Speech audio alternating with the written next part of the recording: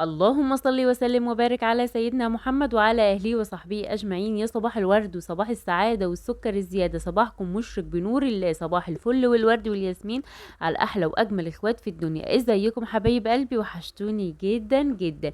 فيديو جديد وروتين جديد ونشاط وحماس جداد ان شاء الله مع بعض. بس قبل ما نروح بقى على الفيديو ونشوف يومنا كان عامل ازاي مع بعض، لايك وشير وسبسكرايب للقناه لو اول مره تشوفينا، وفعلي زر الجرس يوصلك اشعار بكل فيديو جديد احنا بننزله مع بعض.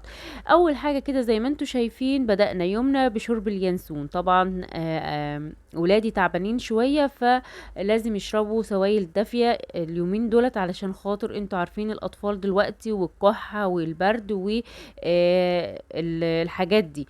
فعملت لهم كده، هم ما راحوش المدرسه، فعملت لهم كده كوبايتين ينسون كده يدفي صدرهم. طبعا بعد ما اديتهم بقسماط وجبنه كده يفطروا، شربتهم بقى الدواء بتاعهم، وبعد كده اديت لهم كل واحد فيهم كوبايه ينسون كده علشان خاطر تدفي صدرهم وتدفي معدتهم، لان هم واخدين برد شديد قوي. تمام كده حبايب قلبي. وبعد كده انا طلعت لهم اليانسون، وبعد كده جيت اشوف شغلي واشوف مطبخي معاكم. طبعا هننضف بقى الرخامة مع بعض ونشيل كل الحاجات مكان العشاء امبارح. هرجعها بقى كل حاجة مكانها، اللي عايز يدخل التلاجة هندخله، واللي عايز يتفضى في علب صغيرة بفضيه برضو بدخله التلاجة. وبعد كده بقف بقى ايه على الحوض، هنقف مع بعض نغسل المواعين. طبعا لازم ادي تلميعة لل ادي تلميعه كده للرخام والبوتاجاز بتاعي لو متسخ. البوتاجاز بتاعي الحمد لله نضيف، انا كنت مظبطاه امبارح وما اشتغلناش عليه، فكان البوتاجاز بتاعي نضيف الحمد لله. هبدا بقى اشيل كل حاجات على الرخامه. اللي كان معايا ده مطجن، الناس اللي متعرفش المطجن ده عباره عن لبن او المسمار بتاع عزكم الله الجاموسة او البقرة ايا كان. فده اول حاجة، او اللي هو السرسوب الاولاني بتاع الجاموسة. ف كان جاي لي مطجن كده، كان منه حوالي نص الصينية، وهفضل الباقي في علبة في قلب التلاجة ناكله عشان حرام ان هو يبوظ بره. بعد كده بقى ايه لمعت الرخامات زي ما قلت لكم. طبعا المطبخ كان نظيف، ما كانش فيه اي حاجه. طبعا الولاد ما بتبقى تعبانه فما بيبقاش نفس ليه ما بيبقاش ليهم نفس يعني الاكل، مجرد ان انت تديهم بقسماطه بحته جبنه قريش بقى، حته جبنه عدبه، المهم ان هم يفطروا. وطبعا لما بيبقى اولادك تعبانين بتبقي انت اللي تعبانه مش هم تعبانه، بتبقي متضايقه من تعبهم، مش عشان هم تعبانين بقى وقاعدين معاكي، لا بتبقي انت بتبقي تعبانه بدلهم. فطبعا بتبقي سهرانه مثلا طول الليل بطفل او بواحد فيهم او بيهم كلهم، فده بيبقى ارهاق عليكي. فانا اليوم ده بدأت الروتين بتاعي متأخر، سهرانة طول الليل، فما صدقت ان هم ناموا الصبح. ما رحناش بقى المدرسة. ف وصلنا يعني اليوم، لاننا طبعا طول الليل سهرانين اللي تعبان اللي سخن اللي بيكح اللي مش عارفه ايه، ففضلت طول الليل سهرانه بيهم، فما رحناش المدرسه فنمنا. حبة اللي نمناهم كانوا شوية بتوع الصبح. فتقريبا الروتين بتاعنا النهاردة بادئ من الظهر، فاللي هو انا دخلت على المطبخ على طول، ما دخلتش الشقة خالص. وان شاء الله هنعمل روتين بقى بتاع الشقة ان شاء الله، في انتظروني في الفيديو اللي جاي. هوريكم بنجز يومي ازاي، او بنجز روتيني ازاي لما يكون الولاد موجودين عندي في قلب البيت، قاعدين في قلب البيت تعبانين. فبحاول ان انا انجز في الروتين او في تنظيف الشقة، بحيث ان هم ما بيبقوا موجودين في قلب الشقة بتحسي ان انت ملخومة بيهم او مش عارفة تعملي حاجة بيهم، بالذات بقى لما بيكونوا تعبانين زي كده. بتبقي دماغك مش فيكي، بتبقي مرهقة كمان من قلة النوم، بتبقي زعلانة طبعا ان هم تعبانين. طبعا كل حاجة بإيد ربنا، ربنا يشفي أولادنا جميعا ويشفي مرضانا ومرضى المسلمين، آمين يا رب العالمين. تمام كده. تمام كده. فاليوم ده هتلاقوه بقى كل الفيديو ورا بعض ورا بعض. اللي هو قمتي انت طبعا مفطراهم الصبح وشربتيهم اليانسون، فطبعا عايزه تجهزي الغدا على طول، لان احنا كنا حرفيا اذان الظهر. ف... فعايزه بقى انجز اجهز الغدا بسرعه، علشان كمان اللي فيهم يقدر يروح الدرس هيروح، واللي مش هيقدر وتعبان قوي هيقعد معايا ويشرفني في قلب البيت. تمام كده. تمام كده. غسلنا المواعين بتاعتنا، هننضف الحوض بتاعنا برضو كده علشان ما يبقاش فيه اي حاجة، واعزكم الله نزلت باسكت الزبالة ونضفت المطبخ خالص، ما فاضليش بقى غير ان انا اجهز الغدا معاكم. وكمان بعد ما بخلص الغدا بقى زي ما احنا اتعودنا مع بعض، بنشطب المطبخ تاني بنمسك بقى الارضيه بتاعتنا، نشيل السجاده بتاعتنا ونكنس ونمسح ونرتب على المطبخ ونقفله بقى كده لحد مثلا نيجي نتغدى، يعني اتغدينا وخلاص، نتعشى بقى، اتعشينا ما اتعشيناش خلاص. بس في اليومين دولت بقى العشاء بتاعنا بيبقى خفيف شويه، ينسون بقسماطه بحته جبنه زي الفطار تقريبا. هو التعبان لازم ياكل كده. هنا كنت خلاص عما هما شربوا اليانسون، جبت الصينية بقى بالكوبايات وغسلت مكانهم كمان عشان ما يبقاش عندي حاجة وسخة في قلب الحوض، ما يتكركبش عليا كمية كبيرة من المواعين. وبعد كده انا كنت مطلعة فرخة بقى من الفجر كده تقريبا، حطها على الرف، وبعد كده الصبح حطيتها على الرخامة ان هي تفك معايا. انا اسمى الفرخه بتاعتي كده بالطول، بحيث ان انا كنت هعملها مثلا مشويه، يعني اي حاجه آه، تبقى سهلة معايا ان هي متقطعة من الاول.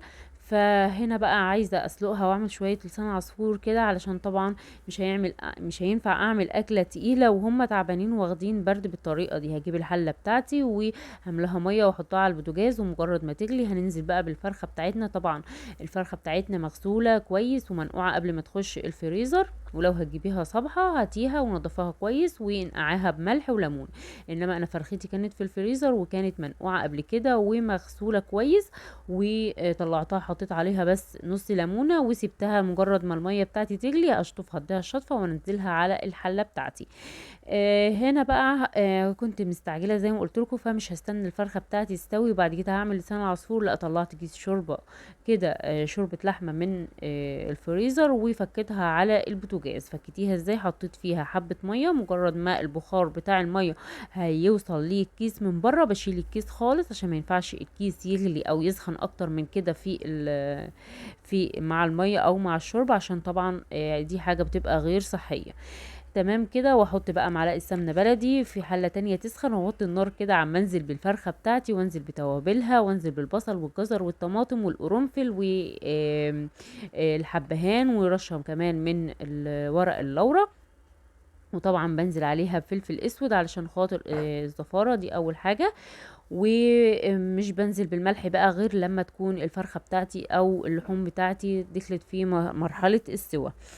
هعلي بقى النار كده على السمنه، معلقه السمنه البلدي اللي معانا، وهننزل بكيس لسان عصفور كده هنقف نحمره. اما يكونوا الولاد تعبانين كده مش بحب اكتر في السمنه قوي، بحب ان هو يكون خفيف، وبالذات ان انا عندي شوربه لحمه بتبقى سمينه شويه عن الفراخ. ولو شوربة بط بتبقى اسمن واسمن، فممكن ان انا احمص لسان العصفور بتاعي من غير اي حاجة، بحيث ان المعدة متبقاش مستحملة اي دهون. هقلب بقى الفرخة بتاعتي كده، ولو في ريم ولا اي حاجة بشيله، وبعد كده بسيب الفرخة بتاعتي تستوي براحتها، بوطي عليها النار تستوي براحتها عشان يكون طعمها احلى، وكمان تستوي براحتها كده وتاخد السوا على الهادي كده، بيدي طعم وبيدي سوا احلى للحوم بالذات. حمصنا بقى او حمرنا لسان العصفور بتاعنا. كانت الشوربه بتاعتنا فكت، هنزل بيه كميه الشوربه بتاعتي، وهحط لها رشه صغيره من الفلفل، واحط رشه صغيره من الملح علشان خاطر الشوربه بتاعتي طبعا اكيد فيها ملحها وفيها البهارات بتاعتها والفلفل وكل ده. هسيب بقى لسان العصفور بتاعي يغلي كده، وبعد كده هبدأ اغطيه واوطي عليه غلوة واحدة، وبعد كده هشيله اركنه ورا زي ما قلت لكم هنا بالظبط. وفي الفرخة بتاعتي كنت كل شوية بنغسها كده عشان لو فيها دم او فيها مية لسه ما استوتش تستوي معايا اسرع. و يعني ايه، بيبقى فيها ما بين المفاصل كده بيطلع منها بقى بيق دم كده، انتوا عارفينها. فما بتنغزيها كده كام تنغيزه كده ما بين الورك وبعضه، ما بين الدبوسه والصفحه، ما بين الكتف بتاع الصدر نفسه، فبتسهلي عمليه السوا، وكمان بتخرجي كميه الدم اللي موجوده في الفرخه، كمان ما تحسيش بزفاره موجوده في قلب الفرخه. هنا بقى كمان حطيت رشة فلفل اسود، وحطيت ملح بقى للشوربة بتاعتي، وسبت الفرخة بتاعتي تستوي خالص، وهسيبها بقى. وطلعت الصينية بتاعتي كمان ودهنتها دهنة من السمنة كده، دهنة صغيرة خالص، بحيث ان هي تتحمر معايا بكل سهولة في الفرن. مش هحمرها في زيت ولا هحمرها في سمنة اكتر من كده. هدخلها الفرن على كده، هرش عليها رشة ملح فلفل وادخلها على كده.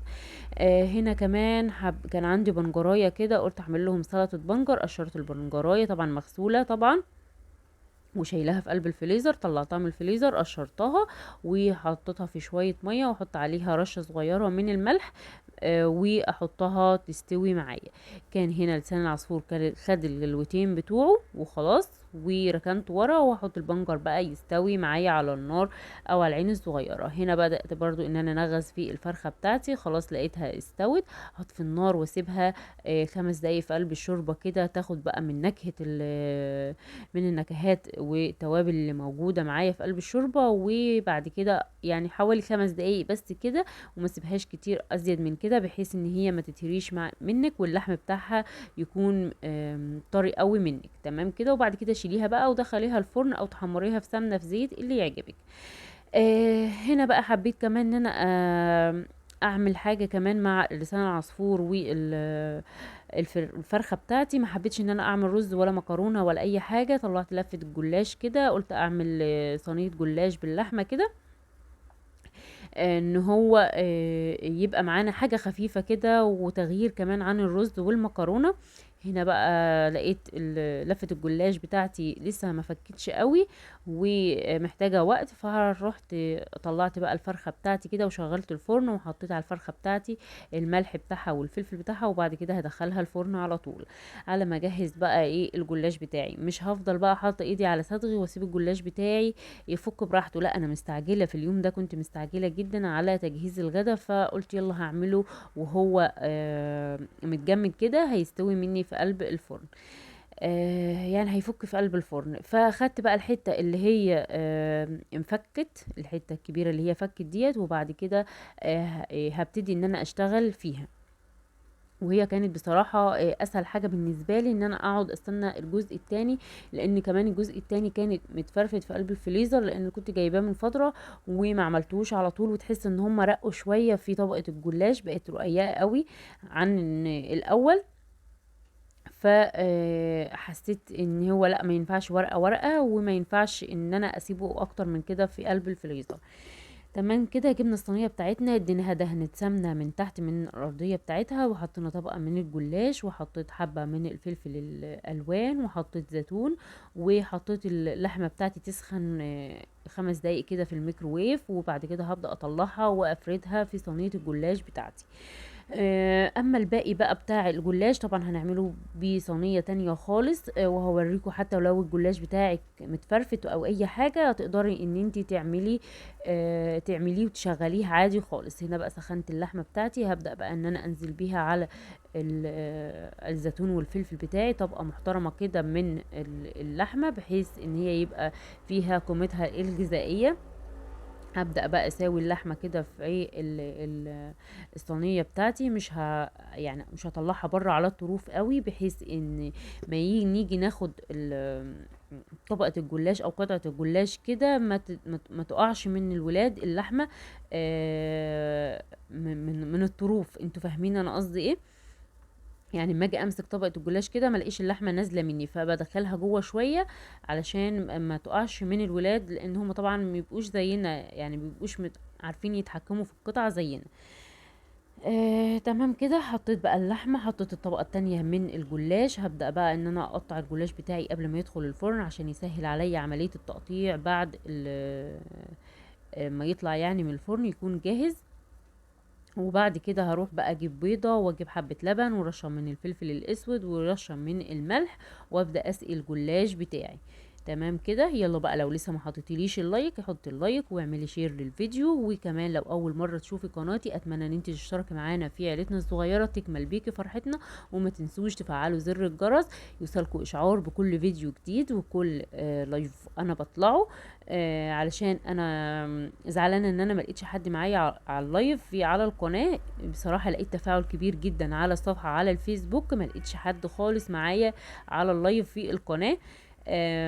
فحسيت ان هو انتوا مش مفعلين زر الجرس اصلا. تمام كده، لو مفعله زر الجرس هيوصلك اشعار بكل حاجه انا بنزلها، حتى لو بنزل بوست على المنتدى هيوصلك اشعار بيه.